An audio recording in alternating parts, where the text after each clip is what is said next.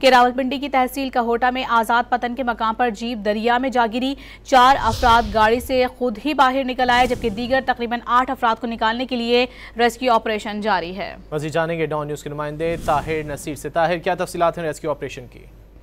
जी देखिए, ये आज़ाद पतन के मकाम के ऊपर तेज रफ्तार जो वैन थी वो गहरे पानी में गिर गई, जिसके नतीजे में उस गाड़ी में सवार जो रेस्क्यू तर्जमान का ये कहना है कि 10 से 12 लोग सवार थे, जिनमें से 4 तो खुद निकले, ताहम जो बाकी थे उनको रेस्क्यू टीमों ने वहां से निकाला और उनको तिब्बी इमदाद के लिए अस्पताल मुंतकिल कर दिया। ताहम अभी तक रेस्क्यू हुकाम इस बात का तायुन नहीं कर सके कि क्या इसमें कोई कैजुअल्टीज भी हुई हैं या कोई शख्स या कोई मुसाफिर पानी में बह चुका है। ताहम अभी भी रेस्क्यू ऑपरेशन जारी है।